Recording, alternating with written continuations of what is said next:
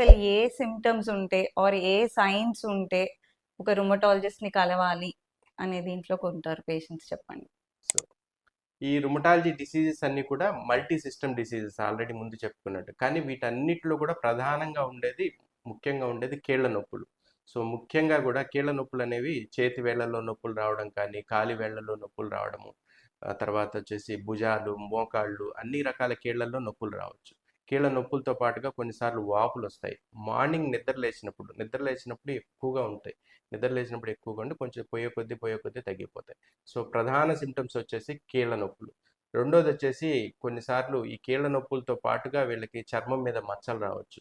ఎండకెళ్తే allergy, photo sensitivity allergy అంటాం, ఎర్రటి మచ్చలు రావడము అనొచ్చు. హెయిర్ హెయిర్ ఫాల్ విపరీతంగా ఉంటుంది. నీరసము, నిస్సత్తువ ఇవన్నీ ఉంటాయి. కొంతమందిలో దీర్ఘకాలంగా జ్వరం రావడము అట్లా ఇవన్నీ ఉంటాయి. సో కొన్ని ఇవన్నీ ఉంటాయి. కొన్నిసార్లు రక్త కణాలు తగ్గిపోతుండడం, కంటిన్యూస్గా రక్త కణాలు తగ్గిపోతూ ఉండడం, ఇవన్నీ కూడా ఉంటాయి. సో ఇవి మామూలుగా పేషెంట్కి ఉండే సిమ్టమ్స్ని బట్టి మన దగ్గరికి రావాల్సి వస్తుంది. మిగతావి కొన్ని పేషెంట్స్కు తెలియవు, అవి కొన్ని డాక్టర్స్ మాత్రమే రెఫర్ చేయగలుగుతారు. ఇవి క్రానిక్ డిసీజెస్ అన్నారు కదా! మరి వీటి ట్రీట్మెంట్ కూడా క్రానిక్‌గా ఉంటుందా? లేకపోతే కోర్స్ లాగా ఇన్ని రోజులు తీసుకొని ఆపేయడము అలా ఉంటుందా? ఇవన్నీ కూడా దీర్ఘకాలం జబ్బులు. సో దీర్ఘకాలం జబ్బులు అన్న తర్వాత ట్రీట్మెంట్ కూడా చాలా దీర్ఘకాలంగానే ఉంటుంది, సుదీర్ఘకాలంగానే ఉంటుంది. చాలా మంది చేసే పొరపాటు ఏంటంటే కొన్ని రోజులు కొన్ని తగ్గిపోయింది అనగానే ఆపేస్తూ ఉంటారు. దానివల్ల మళ్ళీ మళ్ళీ రావడం ఉంటుంది, డిసీజ్ మళ్ళీ మళ్ళీ రావడం ఉంటుంది, వేరే ఆర్గాన్స్ కూడా వెళ్ళడం ఉంటుంది. సో మనం మానిటర్ చేసుకుంటూ దీర్ఘకాలంగా మందులు వాడాల్సి వస్తుంది.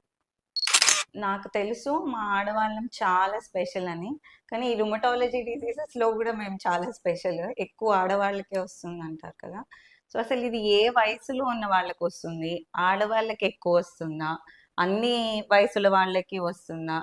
ఏంటి చెప్పండి? రుమటాలజీ వ్యాధులు అనేవి చిన్నపిల్లల నుంచి పెద్దవాళ్ళ వరకు ఏ వయసులో అయినా రావచ్చు, ఎవరికైనా రావచ్చు. కానీ కొంచెం ఎక్కువగా ఆడవాళ్ళల్లో అయితే వస్తాయి. దీనికి ప్రధానంగా మూడు కారణాలు ఏంటంటే, ప్రెగ్నెన్సీ ఒక కారణము, తర్వాత వచ్చేసి hormone change, hormones. So oestrogen hormones వల్ల కొన్నిసార్లు కొన్ని రకాల డిసీజెస్ ఎక్కువ ఛాన్సెస్ ఉన్నాయి. మూడోది వచ్చేసి జెనెటిక్స్. సో ఆడవాళ్ళల్లో ఎక్స్ క్రోమోజోమ్ అనేది ఒకటి ఎక్స్ట్రా ఉంటుంది. సో 2X క్రోమోజోమ్స్ ఉంటాయి. సో దానివల్ల కొన్ని ఇమ్యూనిటీ లింక్డ్ ఉండేసి ఉంటే జెనెటిక్స్ అన్ని కొన్ని ఎక్కువగా ఉంటాయి, జీన్స్ ఎక్కువగా ఉంటాయి. సో దానివల్ల కూడా ఆడవాళ్ళల్లో ఈ జబ్బులు కొంచెం ఎక్కువగా రావడానికి ఛాన్సెస్ ఉన్నాయి. ఈ డిసీజెస్‌కి హెరిడిటరీ తోటి సంబంధం ఉంది అన్నారు కదా! సో, ఇప్పుడు హెరిడిటరీ ఒక పేరెంట్‌కి ఉంది అంటే కిడ్‌కి వచ్చే రిస్క్ ఎంతుంటుంది? పేరెంట్‌కి ఉంటేనే కిడ్‌కొస్తుందా? లేపోతే కిడ్‌కి కూడా వస్తుందా? అన్నిటికీ కూడా ప్రధాన కారణాలు తెలియవు. ప్రధాన కారణాలు తెలియకపోయినా జెనెటిక్స్ కొంచెం ఎక్కువగా ప్లే చేస్తాయండి. జీన్స్ అనేది ఎక్కువగా ప్లే చేస్తాయి. సో మనకి 50% జీన్స్ వల్ల వస్తుంది.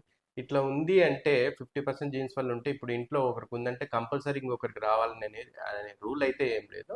కానీ ఇప్పుడు జనరల్ పాపులేషన్లో 100లో ఒకరికి వస్తుంది అనుకోండి. ఒకవేళ ఫ్యామిలీ హిస్టరీ ఉంటే రావడానికి ఛాన్సెస్ ఒక 10%, ఒక 10% ఎక్స్ట్రానే ఉంటుంది. ఇప్పుడు 100లో 10 మందికి రావడానికి ఛాన్సెస్ ఉంటుంది. సో జెనెటిక్స్ అనేది ఆ విధంగా ప్లే చేస్తాయి. జెనెటిక్స్ మీద ఇప్పుడు సాధారణంగా అడిగే క్వశ్చన్ ఏంటంటే, మా ఇంట్లో ఎవరికి లేదు మాకెందుకు వచ్చింది. ఈ జెనెటిక్స్ మీద వేరే ఫ్యాక్టర్స్ కూడా ప్లే చేస్తాయండి, ఎన్విరాన్మెంటల్ ఫ్యాక్టర్స్ అంటాం. సో ఇవి కూడా ప్లే చేయడం వల్ల వీటి రెండిటి ఎఫెక్ట్ వల్ల మాత్రమే డిసీజ్ అనేది బయటపడుతుంది, కొందరిలోనే బయటకు రావచ్చు.